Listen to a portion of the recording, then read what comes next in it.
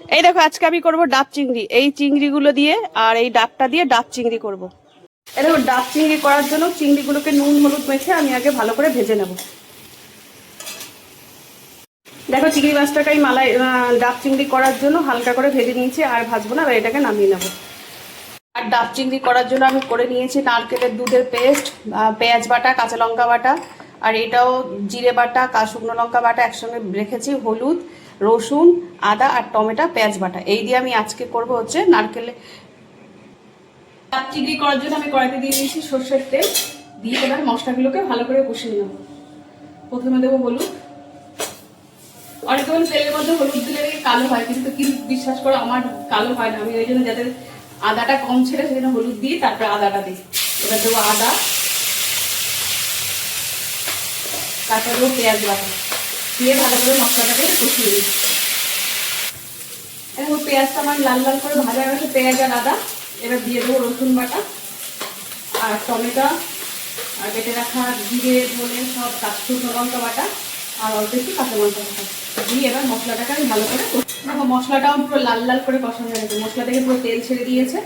আর এরপরে দিয়ে দেবো এই ভেজে রাখা চিংড়ি মাছগুলো, আর সেই নারকেলের দুধ বের করে রেখেছিলাম সেই নারকেলের দুধটা দিয়ে দেবো। আর বেশি জল দেবো না, যেহেতু ডাবের মধ্যে দেবো, কড়াইতে রান্না করবো না, ডাবের মধ্যে বেশি জল দেবো না। দিয়ে এটাকে আমি ডাবের মধ্যে আজকে ডাব চিংড়ি করে রান্না করবো। দেখো আমি ডাবটাকে গ্যাসে বসিয়ে দিয়েছি, গ্যাসটা কমিয়ে দিয়েছি, কারণ আজকে ফাঁকাটা না একটু ছোট, তো চিংড়ি মাছগুলোকে আমার অল্প অল্প করে আস্তে আস্তে ঢোকাতে হবে। তো গ্যাসটা কমানো থাক, আর আমি এইভাবে চিংড়ি মাছগুলো আস্তে আস্তে ঢোকাই, তারপরে গ্যাসটা বাড়িয়ে দেবো। দেখো গ্যাসটা আমি বাড়িয়ে দিয়েছি আর আটা দিয়ে মুখটা আটকে দিয়েছি। এবার আস্তে আস্তে আমার চিংড়ি মাছটা এর মধ্যে রান্না হোক, তারপরে তোমাদেরকে আমি দেখাচ্ছি। দেখো আমি গ্যাস অফ করে দিয়েছি, আমার ডাব চিংড়ি হয়ে গেছে। তো আমি খোলাটা তোমাদেরকে পরে দেখাচ্ছি, কারণ এক হাতে ক্যামেরা নিয়ে আমি খুলতে পারবো না, খুলে তোমাদেরকে আমি দেখাচ্ছি। ঠান্ডা হয়েছে, এবার আমি ডাবের ভেতর থেকে চিংড়ি মাছগুলো সব এক এক করে বের করে নেবো। আমার ডাবের ফাঁকাটা এত ছোট করে দিয়েছে যে আমার চিংড়ি মাছগুলো বের করতে খুব অসুবিধা হচ্ছে।